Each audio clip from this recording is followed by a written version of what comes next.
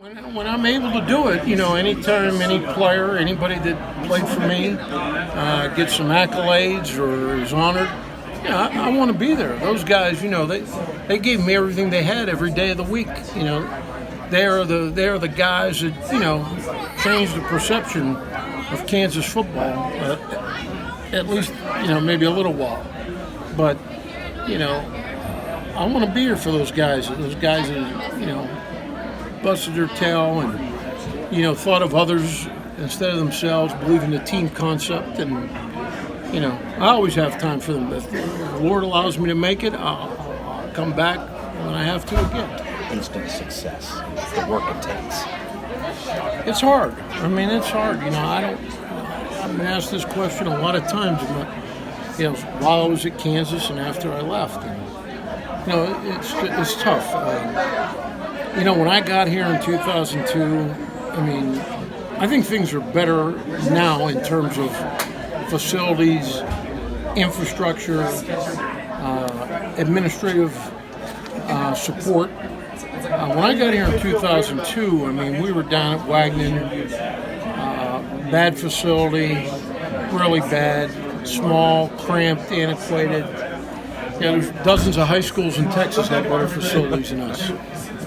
And, the indoor was antiquated. When I first got here, we started having so many doggone injuries in there. We had to quit practicing there.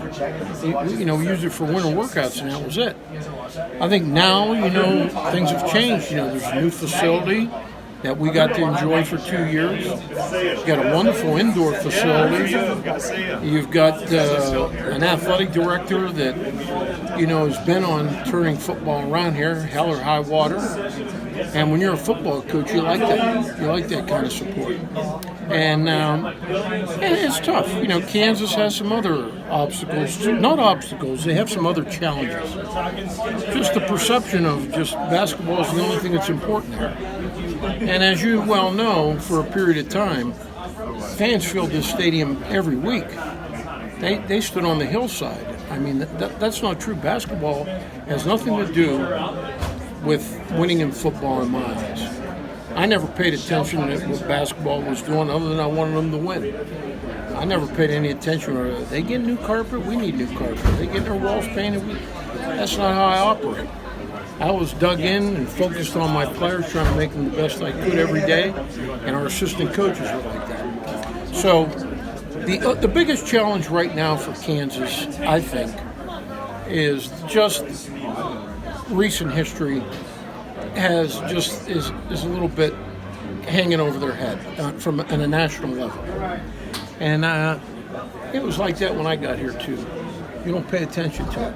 All you worry about is your players, your assistant coaches, and outside people.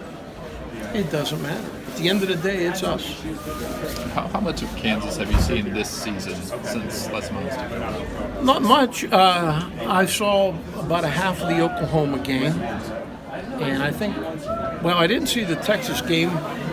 An alum from Chicago gave me a play-by-play text the fourth quarter of the Texas game.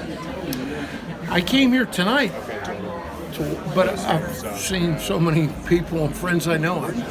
I've had one eye on the field and one eye, talking to people. So I thought I was going to sit here and watch football, but I kind of knew that it was going to be tough here. And Mark, you did send out a tweet last week about KU, it seemed like. I did. KU, there were a couple other teams that got upset, and I've been in that. I've been in that position, where you play somebody, your players play their heart out, and it's against a good team, and you come up short. And, what are you going to do? You go in the locker room, you tell them you appreciate how hard they played, you're proud of them. But I don't want to hear one person talk outside this room or in this room about a moral victory. I told my players, moral victories are for losers. Moral victory, you can see progress, that's a good thing. But you either won or you lost, and that's how it works in life.